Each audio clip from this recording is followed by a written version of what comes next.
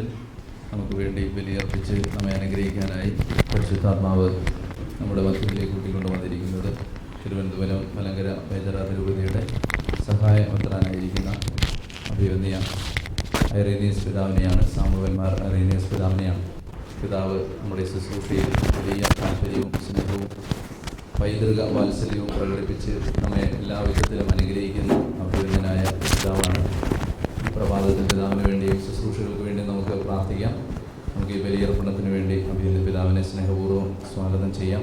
പിതാവിനോട് ചേർന്ന് നമുക്ക് ആത്മാർത്ഥമായി ഏക മനസ്സോടെ ബലിയർപ്പിക്കാം.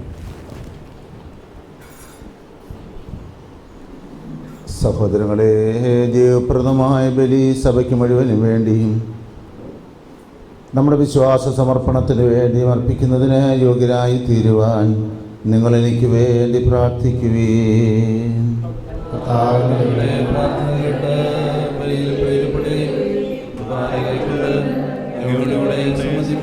ചെയ്യട്ടെ.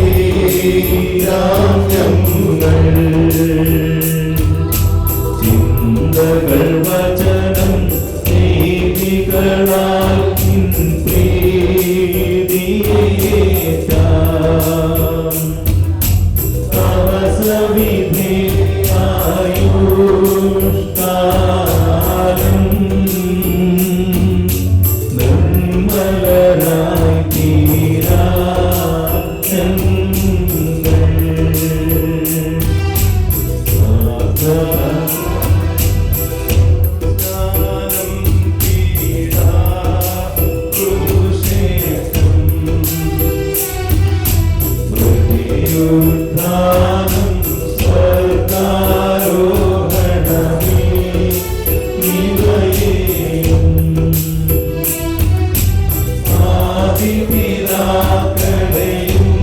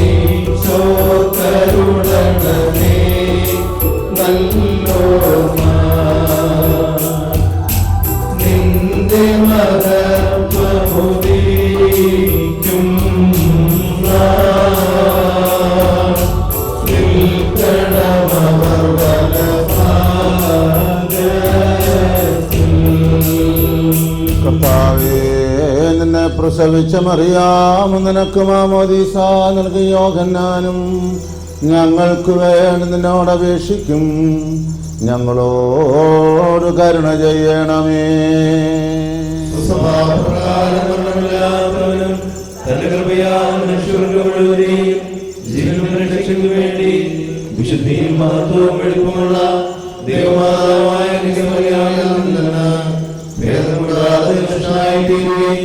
ഞങ്ങൾക്ക് വേണ്ടി കുരിശിൽ തറയ്ക്കപ്പെടുകയും ചെയ്തവനായി സ്വർഗീയ പിതാവിന്റെ പുത്രനും രാജാവുമായ എന്റെ കർത്താവേ, നിന്നെ ഞാൻ പുകഴ്ത്തും.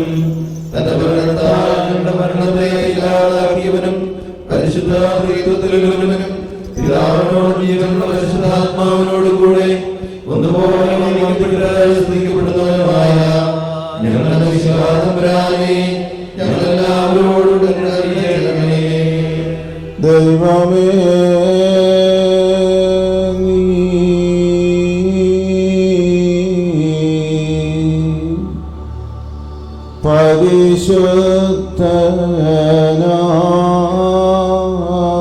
പരിശുദ്ധനാകുന്നു.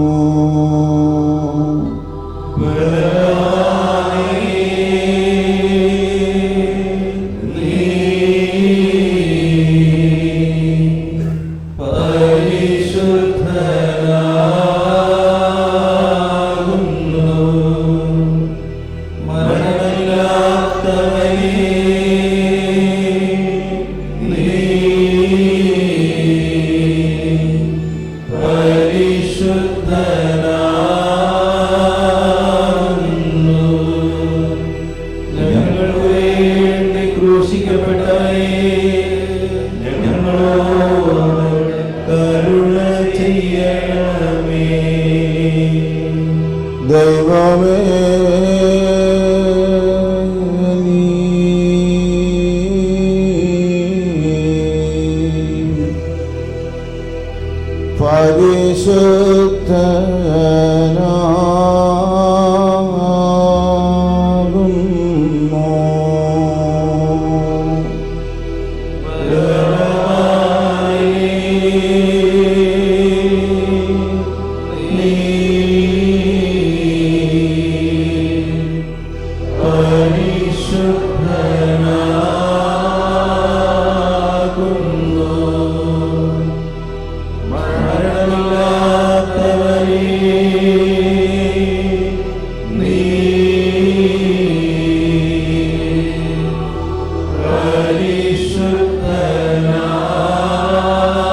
പരിശുദ്ധനാകുന്നു.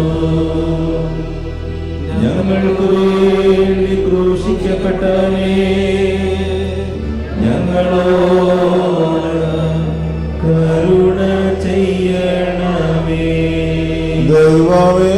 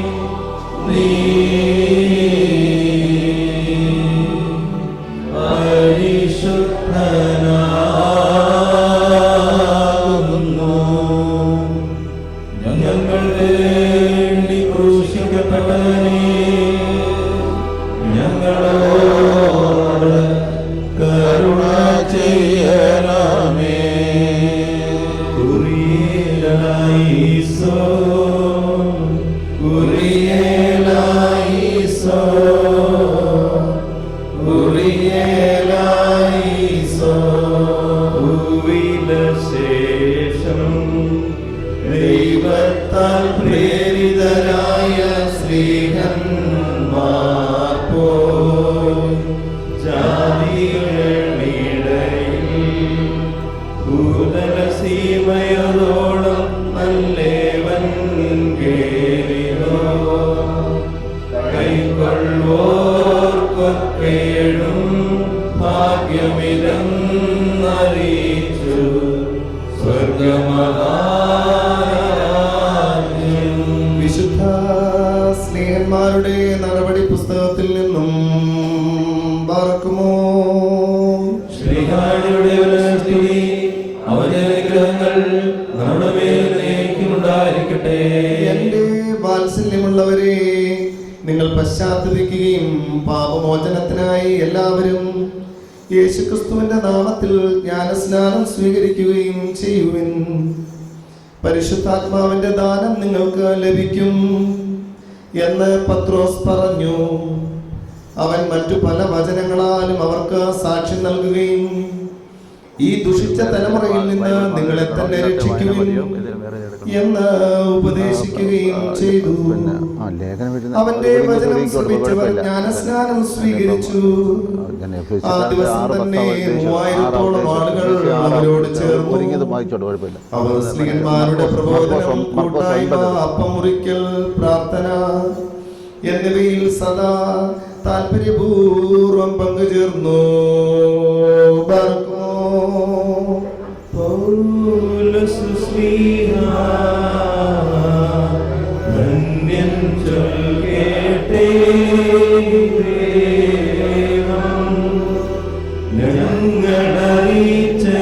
ഞങ്ങളറിയിച്ചതിനെതിരായി വേറൊരുവൻ വന്നറിയിച്ച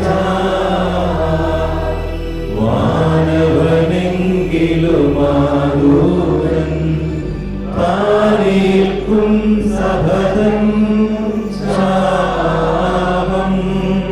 വിശുദ്ധ പൗലോസ്ലീഹ എബ്രായർക്ക് എഴുതിയ ലേഖനത്തിൽ നിന്നും പാർക്കുമോ സ്തുതി അവന്റെ അനുഗ്രഹങ്ങൾ നമ്മുടെ മേലുണ്ടായിരിക്കട്ടെ.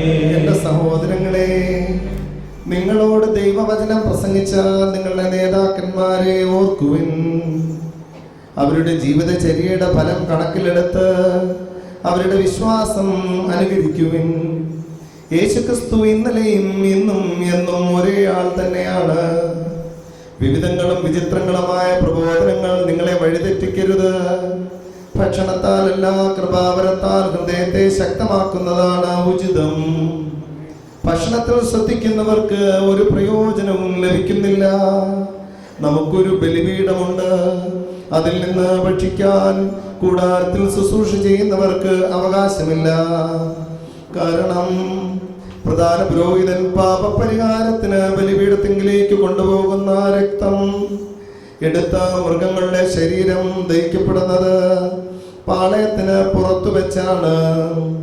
സ്വന്തം രക്തത്തിലൂടെ ജനത്തെ വിശദീകരിക്കുവാൻ ക്രിസ്തുവും കവാടത്തിന് പുറത്തു വെച്ച് പീഡനമേറ്റു.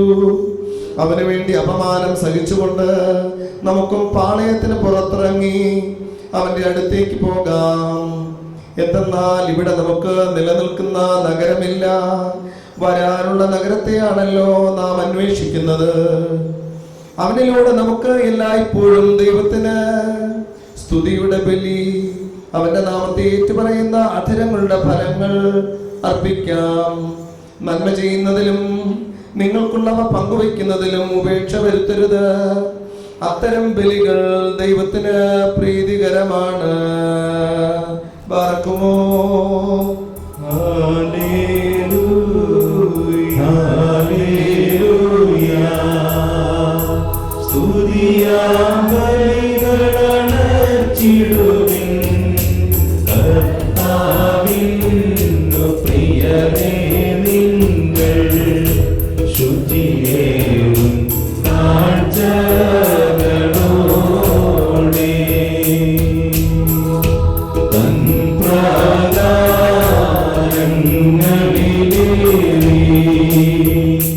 കർത്താവിനെ വന്ദിച്ചിടുവിൻ.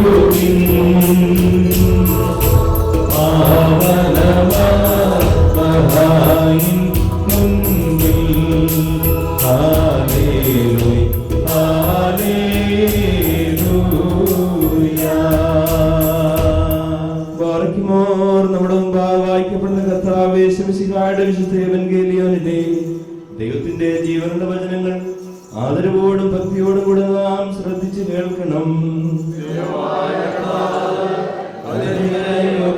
തീർക്കട്ടെ. നിങ്ങൾക്കെല്ലാവർക്കും സമാധാനമുണ്ടായിരിക്കട്ടെ. അങ്ങയുടെ ആത്മാവിനുണ്ടായിരിക്കട്ടെ.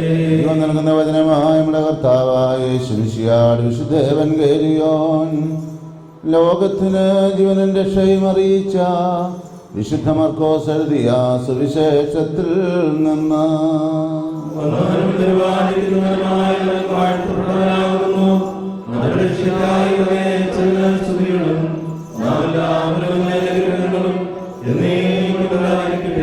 ശുദ്ധകന്യകമറിയാം ശരീരമെടുത്തവനും ദൈവത്തിന്റെ ജീവനുള്ള വചനമുള്ള കർത്താവും രക്ഷകനുമായ യേശുമിശിഹായുടെ പരസ്യ ജീവിതകാലത്ത് ഇപ്രകാരം സംഭവിച്ചു.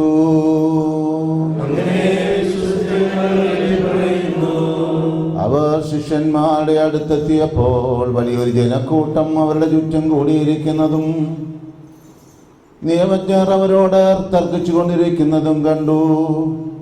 അവനെ കണ്ടയുടനെ ജനക്കൂട്ടം മുഴുവൻ വിസ്മയഭരിതരായി ഓടിക്കൂടി അവനെ അഭിവാദനം ചെയ്തു. അവൻ അവരോട് ചോദിച്ചു, നിങ്ങളെന്താണ് അവരുമായി തർക്കിക്കുന്നത്? ജനക്കൂട്ടത്തിൽ ഒരാൾ മറുപടി പറഞ്ഞു, ഗുരു, ഞാൻ എൻ്റെ മകനെ അങ്ങയുടെ അടുത്ത് കൊണ്ടുവന്നിട്ടുണ്ട്. മൂകനായ ഒരാത്മാവ് അവനെ ആവേശിച്ചിരിക്കുന്നു. അതെവിടെ വച്ച് അവനെ പിടികൂടിയാലും അവനെ നിലം പതിപ്പിക്കുന്നു.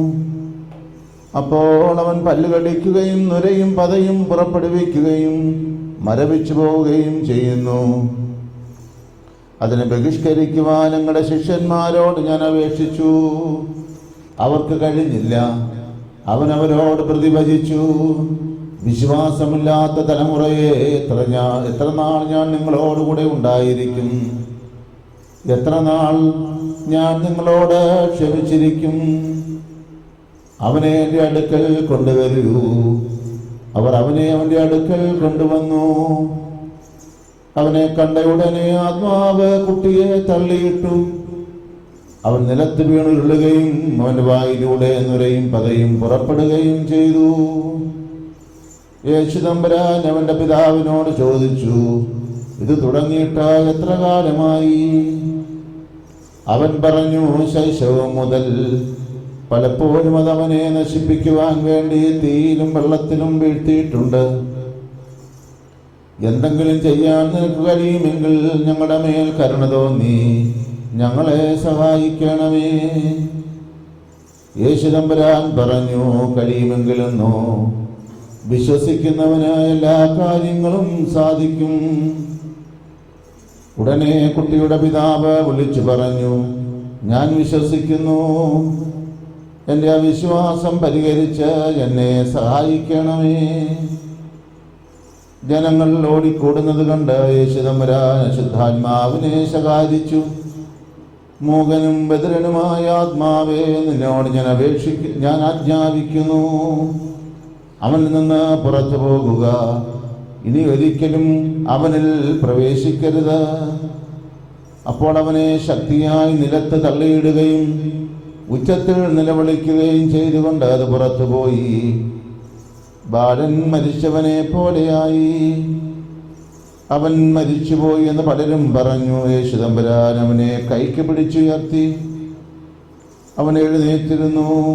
യേശു തമ്പുരാൻ വീട്ടിലെത്തിയപ്പോൾ ശിഷ്യന്മാർ സ്വകാര്യമായി ചോദിച്ചു, എന്തുകൊണ്ടാണ് അതിനെ ബഹിഷ്കരിക്കുവാൻ ഞങ്ങൾക്ക് കഴിയാതെ പോയത്? അവൻ പറഞ്ഞു, പ്രാർത്ഥന കൊണ്ടല്ലാതെ മറ്റൊന്നുകൊണ്ടും ഈ വർഗം പുറത്തു പോവുകയില്ല. നിങ്ങൾക്കെല്ലാവർക്കും സംപ്രീതി ഭവിക്കട്ടെ. ദൈവജനനീ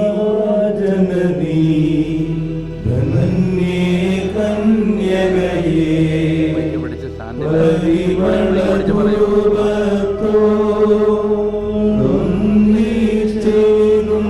നിന്നോർമ്മ നാഥേ, നിന്നുടെ പ്രാർത്ഥനയാ ലോകവ്യാപകമാം ശാന്തി തിരുസഭതന്നിൽ സംപ്രീതി ഇവയെല്ലാം ഉളവാക്കിയിടണമേ.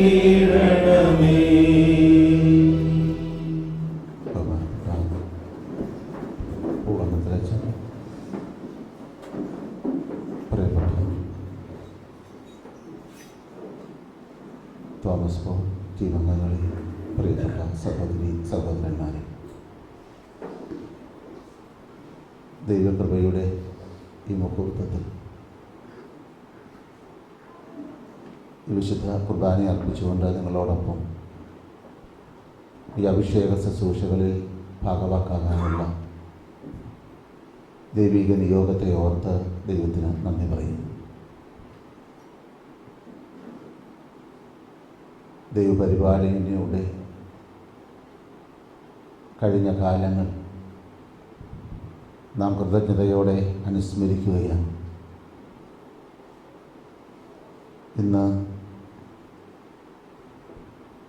നമ്മളോടൊപ്പം ഈ ധ്യാനത്തിന് നേതൃത്വം നൽകിക്കൊണ്ട് വിശ്വാസത്തിൻ്റെ ഉന്നത ശ്രേണികളിലേക്ക് നയിക്കാൻ അയക്കപ്പെട്ട ഈ പ്രേക്ഷിതനെ ഓർത്ത് ദൈവത്തിന് നന്ദി പറയുന്നു. ഈ ക്യാമ്പസ് അദ്ദേഹത്തിന് സുപരിചിതമായ ക്യാമ്പസാണ്. പതിറ്റാണ്ടുകൾക്ക് മുമ്പ് പല പ്രാവശ്യം ഇവിടെ വരാനും വചനത്തിൻ്റെ അസാധാരണമായ ആ പങ്കുവയ്ക്കലിലൂടെ അഭിഷേകത്തിൻ്റെ ആഴങ്ങളിലേക്ക് നയിക്കാനും ഇടയായ സന്ദർഭങ്ങളെയെല്ലാം ഈ അവസരത്തിൽ കൃതജ്ഞതയോടെ അനുസ്മരിക്കുകയാണ്. മാർ ഇവാനിയോസ് കോളേജ് ഓഡിറ്റോറിയത്തിലും അതുപോലെ തന്നെ പട്ടം സെൻറ്റ് മേരീസ് ഓഡിറ്റോറിയത്തിലും ഒക്കെ നടന്ന ആ സുവിശേഷ കൺവെൻഷനുകൾ എത്രമാത്രം ഫലങ്ങൾ, സ്ഥായിയായ ഫലങ്ങളുണ്ടാക്കാൻ ഇടയായി എന്ന് അടുത്തറിയാൻ എനിക്ക് സാധിച്ചിട്ടുണ്ട്. ഇനി അൾത്താരയിൽ പ്രത്യേകിച്ചും പരേതരായ വൈദിക സഹോദരങ്ങളെ ഓർമ്മിക്കണം എന്നിവിടെ കുറിച്ച് വെച്ചപ്പോൾ പ്രത്യേകിച്ച് കൊട്ടാരത്തിലച്ഛൻ്റെ പേര് ഇവിടെ കുറിച്ച് വെച്ചിരിക്കുന്നത് കണ്ടപ്പോൾ പഴയ കാര്യങ്ങളെല്ലാം പ്രത്യേകിച്ച് ഞാൻ അനുസ്മരിക്കുകയായിരുന്നു. ബഹുമാനപ്പെട്ട കൊട്ടാരത്തിലച്ഛൻ ദിവംഗതനായിട്ട് 25 വർഷം ആകുന്ന സന്ദർഭമാണ്. ഈ ഡിസംബർ മാസം 26-ാം തീയതി അദ്ദേഹം മരിച്ചിട്ട് 25 വർഷം പൂർത്തിയാകും. അതുപോലെ വൈദികരും അൽമായ പ്രേക്ഷിതരുമായ പ്രത്യേകിച്ചും അധ്യാപകരുടെ നേതൃത്വത്തിൽ ഇവിടെ നടന്നിട്ടുള്ള ശുശ്രൂഷകളും അതിനോട് സഹകരിച്ച് നിന്നുകൊണ്ട് നമുക്ക് നേതൃത്വം നൽകിയ പ്രിയപ്പെട്ട തോമസ് പോളിൻ്റെ ശുശ്രൂഷകളെയുമെല്ലാം ഈ അവസരത്തിൽ ഞാൻ അനുസ്മരിക്കുന്നു. കുടുംബമായി പ്രിയപ്പെട്ട വത്സയും നമ്മളോടൊപ്പമുണ്ട്. ഒരു നവീകരണത്തിൻ്റെ വലിയൊരു കൊടുങ്കാറ്റ് കേരളത്തിലാകമാനവും പിന്നീട് ലോകം മുഴുവനും സൃഷ്ടിക്കുന്നതിനുള്ള ഒരു ഉപകരണമായി, ദൈവകരങ്ങളിലുള്ള ഒരു ഉപകരണമായി അദ്ദേഹം രൂപാന്തരപ്പെട്ടു. അപ്പോൾ ഇന്ന് ലോകം മുഴുവനും അറിയപ്പെടുന്ന ഒരു സുവിശേഷകനായി അദ്ദേഹത്തെ ദൈവം ഉയർത്തിയിരിക്കുന്നു. ഇന്ന് ഈ ക്യാമ്പസിലേക്ക് മടങ്ങി വരുമ്പോൾ പടയാളികളെ പടച്ചട്ട അണിയിക്കുന്ന, ആയുധങ്ങൾ ഭരമേൽപ്പിക്കുന്ന ഒരു ശുശ്രൂഷയിലാണ് അദ്ദേഹം ഭാഗവാക്കാകുന്നത്.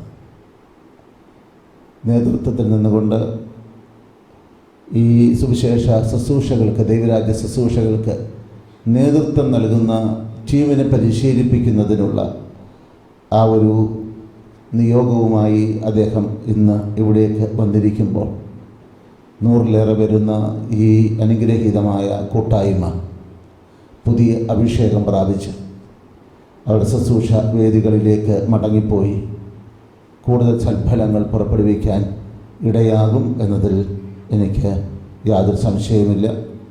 തിരുവനന്തപുരത്ത് ബഹുമാനപ്പെട്ട അച്ഛൻ്റെ നേതൃത്വത്തിൽ നടക്കുന്ന ശുശ്രൂഷകളൊക്കെ ഏറ്റവും അധികം അനുഗ്രഹകരമായി മുന്നോട്ട് പോകുന്നത് ഇങ്ങനെ നിരന്തരമായ നവീകരണത്തിൻ്റെ ആ ഒരു അനുഭവത്തിലൂടെ മുന്നോട്ട് പോകുവാൻ വിശ്വാസത്തിൽ ആഴപ്പെടാനും വചനത്തിൻ്റെ പുതിയ വെളിച്ചം സ്വീകരിക്കാനും ഇതുപോലെയുള്ള വാതിലുകൾ തുറക്കുന്നതിനുള്ള അവസരങ്ങൾ ധാരാളമായി ഉണ്ടാക്കുന്നു എന്നുള്ളത് കൊണ്ടാണ് ഇന്ന് ഈ അവസരത്തിൽ ഈ ടീം അംഗങ്ങൾ ഓരോരുത്തരെയും ദൈവസന്നിധിയിൽ സമർപ്പിക്കുന്നു.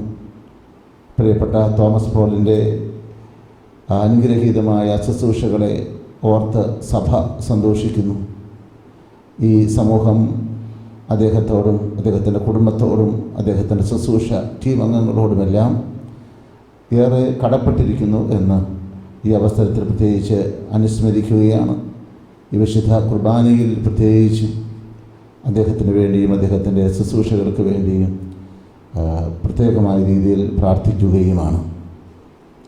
പ്രിയപ്പെട്ടവരെ, വിശ്വാസത്തിൽ ആഴപ്പെടാൻ വേണ്ടിയുള്ള ഒരു പരിശ്രമത്തിലാണ് നാം ഓരോരുത്തരും. നാമൊക്കെ ബലഹീനരാണ്.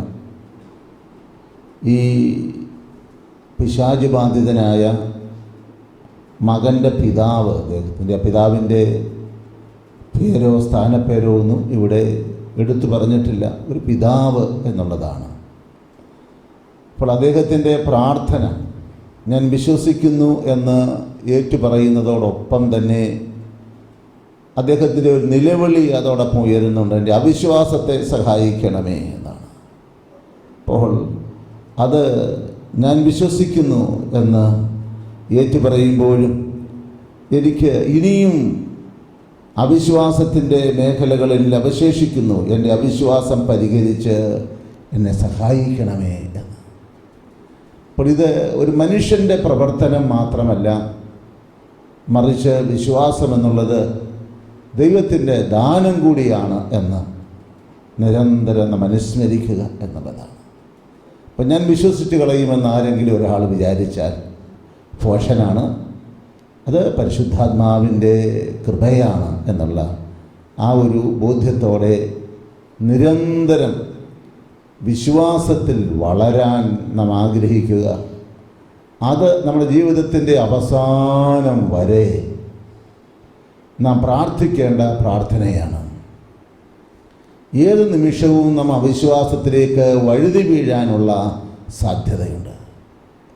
എത്രയോ വ്യക്തികൾ നമുക്കറിയാം, വിശ്വാസത്തിന് വേണ്ടി പോരാടിയിട്ടുള്ള വ്യക്തികൾ ബലഹീനരായി തീർന്ന മുഹൂർത്തങ്ങളും വിശ്വാസത്തിൽ നിന്ന് വ്യതിചലിക്കാനിടയായി തീർന്നിട്ടുള്ള സാഹചര്യങ്ങളും ഏറെയാണ്. കാരണം വിശ്വാസം വലിയൊരു ശക്തിയാണ്. വിശ്വാസത്തിൽ നിന്ന് വ്യതിചലിപ്പിക്കുന്നതിനുള്ള പദ്ധതികൾ സാത്താൻ നിരന്തരം ആസൂത്രണം ചെയ്തുകൊണ്ടിരിക്കുന്നു എന്നുള്ളത് കൊണ്ട്, അവൻ കളവ് പറയുന്നവനാണ്, തെറ്റിദ്ധരിപ്പിക്കുന്നവനാണ് എന്നുള്ളത് കൊണ്ട് പലപ്പോഴും നമ്മെ അവൻ തെറ്റിദ്ധരിപ്പിക്കാൻ സാധ്യതയുണ്ട് എന്നുള്ളത് കൊണ്ട് നിതാന്തമായ ജാഗ്രത പുലർത്തുന്നതോടൊപ്പം ഈ ഒരു സംരക്ഷണം, ആ ഒരു നിലവിളി നിരന്തരം ദൈവസന്നിധിയിലേക്ക് ഉയർത്തിക്കൊണ്ട് വിശ്വാസത്തിൽ ആഴപ്പെടാൻ നാം പരിശ്രമിക്കേണ്ടതുണ്ട്.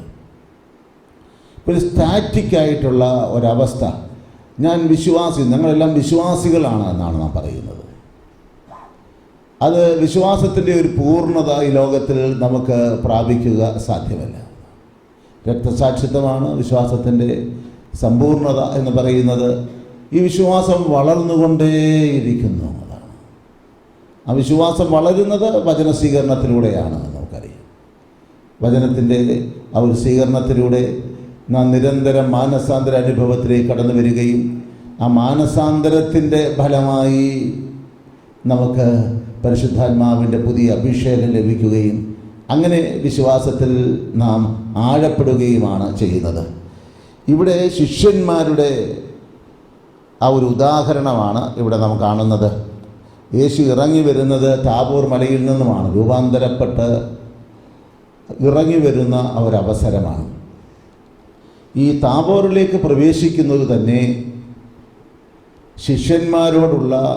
ശിഷ്യന്മാരുടെ വിശ്വാസത്തിൻ്റെ ആഴം വളരെ കുറവാണ് എന്ന് മനസ്സിലാക്കിക്കൊണ്ട് തന്നെയാണ്. അതാണ് ശിഷ്യന്മാരോട് വന്ന് യേശു തൻ്റെ പീഡാനുഭവത്തെപ്പറ്റിയും മരണത്തെപ്പറ്റിയും പ്രവചനം നടത്തി സംഭവിക്കാൻ പോകുന്നതിനെ സംബന്ധിച്ച് അവരോട് അറിയിച്ചു കഴിഞ്ഞപ്പോഴുള്ള അവരുടെ പ്രതികരണം ആരും അതിനോട് പൊരുത്തപ്പെടാൻ തയ്യാറായില്ല. അവർക്കതിന് സാധിക്കുമായിരുന്നില്ല. അവർ മാനുഷികമായി മാത്രമാണ് ചിന്തിച്ചിരുന്നത്. അവർക്ക് വിശ്വാസം ഒരു അഭിഷേകമായി ലഭിച്ചില്ല എന്നുള്ളത് കൊണ്ടാണ്. അതുകൊണ്ടാണ് ആ ഉയർപ്പിച്ചവനായ പരിശുദ്ധാത്മാവ്, ആ പരിശുദ്ധാത്മാവ് വരുന്നത് വരെയും യഥാർത്ഥത്തിൽ വിശ്വാസം അവരെ സംബന്ധിച്ചിടത്തോളം വളരെ പെട്ടെന്ന് നഷ്ടപ്പെടുന്ന ഒന്ന് മാനുഷികമായ വിശ്വാസമാണ് ഉണ്ടായിരുന്നത്. ദൈവീകമായൊരു വിശ്വാസമായി സ്വർഗം ദാനമായി നൽകുന്ന പരിശുദ്ധാത്മാവിലൂടെ നമുക്ക് ലഭിക്കുന്ന ആ ഒരു കൃപയായി വിശ്വാസത്തെ സ്വീകരിക്കാൻ അവർക്ക് സാധിച്ചിരുന്നില്ല എന്നുള്ളതാണ് നാം കാണുന്നത്. അപ്പോൾ അതുകൊണ്ടാണ് പത്രോസ് യേശുവിനെ ശാസിച്ചു പറഞ്ഞത്. പത്രോസിനെ യേശു ശാസിച്ചതും അങ്ങനെ തന്നെ. അതുകൊണ്ടാണ്, കാരണം അവനിലൂടെ പ്രവർത്തിക്കുന്നത് അവിശ്വാസത്തിൻ്റെ ദുരാത്മാവാണ് എന്ന് യേശുവിന് അറിയാമായിരുന്നു എന്നുള്ളത് കൊണ്ടാണ് സാത്താനെ നീ പിന്നിൽ പോകുക. അപ്പോൾ സാത്താൻ മുമ്പിൽ നിന്നുകൊണ്ട് നയിക്കാൻ പലപ്പോഴും പരിശ്രമിക്കും. അതിനുള്ള മാർഗങ്ങൾ അവൻ കണ്ടെത്തും. നീ പിന്നിലേക്ക് പോകുക എന്ന് പറഞ്ഞുകൊണ്ട്. അപ്പോൾ പത്രോസിൻ്റെ യോഗ്യത എന്താണ്? പത്രോസിൻ്റെ യോഗ്യത നീ പാറയായി തീരുമ്പോഴാണ്, ഉറപ്പുള്ളവനായി തീരുമ്പോഴാണ്. അതാണ്. അപ്പോഴാണ് നീ അടിത്തറയായി മാറുന്നത്. അപ്പോൾ നാം എത്ര പ്രാവശ്യം ഇതുപോലെ പിന്നിലേക്ക് പായിക്കപ്പെട്ടിട്ടാവും നമുക്കൊരു പടി മുന്നോട്ട് വയ്ക്കാൻ സാധിക്കുന്നത്. വിശ്വാസത്തിൽ ഓരോ പടി നമുക്ക് മുന്നോട്ട് വയ്ക്കാൻ സാധിക്കുന്നത്. പത്രോസിനെ പറ്റി നാം ഇത് ആവർത്തിച്ച് പറയും. പത്രോസിൻ്റെ ഒരു ബലഹീനതയായി പറഞ്ഞു എന്ന് വരാം. എന്നാൽ എത്രയോ പ്രാവശ്യം ഇതുപോലെ നമ്മളുടെ ജീവിതത്തിൽ നാം അവിശ്വാസം പ്രകടമാക്കിയിട്ടുണ്ട്. യേശു പറയുന്നതിൻ്റെ അർത്ഥം നമുക്ക് ഗ്രഹിക്കാൻ സാധിക്കാതിരുന്നിട്ടുണ്ട്. ആ അവസരങ്ങളെ ഒക്കെ അതിജീവിച്ചുകൊണ്ടാണ് നാം മുന്നോട്ട് പോകുന്നത്. അത് കഴിഞ്ഞ് ഒരു അഭിഷേകത്തോടു കൂടി, പുതിയൊരു അഭിഷേകത്തോടു കൂടിയാണ് യേശു ഇറങ്ങി വരുന്നത്. അപ്പോഴാണ് ബാക്കിയുള്ള ശിഷ്യന്മാരുണ്ടല്ലോ, 3 ശിഷ്യന്മാരാണ് താബോറിൽ യേശുവിനോടൊപ്പം ഉണ്ടായിരുന്നത്. ബാക്കിയുള്ള ശിഷ്യന്മാരുടെ ചുറ്റും വലിയ ജനക്കൂട്ടം കൂടിയിട്ടുണ്ട്. അപ്പോൾ അവിടെ തർക്കം മാത്രമാണുള്ളത്, വാദവും തർക്കവുമാണ്. അവർ തർക്കിച്ചു കൊണ്ടിരിക്കുന്നു.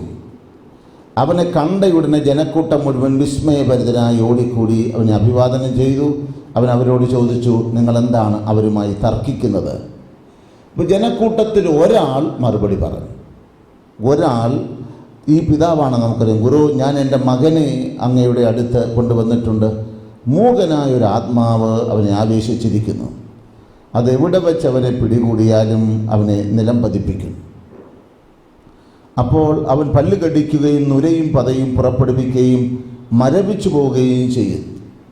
അപ്പോൾ ഇത് ഈ ദുരാത്മാവിൻ്റെ വിശേഷണമാണ് ഇവിടെ പറയുന്നത്. ഇങ്ങനെ എത്രയോ ദുരാത്മാക്കൾ നമ്മളിലൂടെ, നമ്മുടെ കുഞ്ഞുങ്ങളിലൂടെ പ്രവർത്തിക്കുന്നുണ്ട്. എന്നാൽ ഈ പിതാവിന് ഇത് തിരിച്ചറിയാൻ സാധിച്ചു, ദുരാത്മാവാണ്. ഇപ്പോഴത്തെ കാലത്ത് വരുമ്പോൾ നമുക്ക് നമ്മുടെ മാതാപിതാക്കൾ വിചാരിക്കും ഇവൻ മിടുക്കനായതുകൊണ്ടാണ് ഇങ്ങനെയൊക്കെ ചെയ്യുന്നത് എന്ന് വിചാരിക്കും.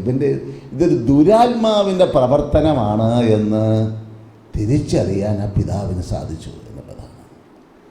അതാണ് അടിസ്ഥാനപരമായി നമ്മളുടെ മാതാപിതാക്കൾക്ക് പകർന്നു കൊടുക്കേണ്ട ആ ഒരു ജ്ഞാനം എന്ന് പറയുന്നത്, ആത്മാവിനെ തിരിച്ചറിയാൻ സാധിക്കുക. ഇന്ന് നമ്മളുടെ കുഞ്ഞുങ്ങളൊക്കെ കാണിക്കുന്ന വികൃതികൾ അത് ദുരാത്മാവിൻ്റെ പ്രവർത്തനങ്ങളാണ് എന്ന് തിരിച്ചറിയാനുള്ള ജ്ഞാനമുണ്ടാവുക എന്നുള്ളതാണ്.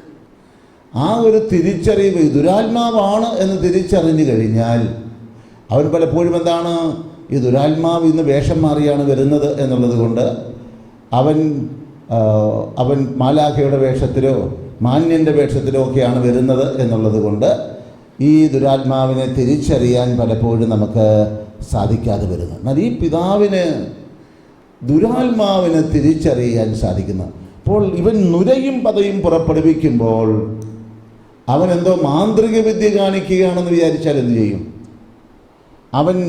അവൻ വീഴിക്കപ്പെടുമ്പോൾ അവൻ യഥാർത്ഥത്തിൽ വീഴിക്കപ്പെടുകയാണ് എന്ന് തിരിച്ചറിയാൻ സാധിക്കാതെ വരുന്ന ഒരവസ്ഥ.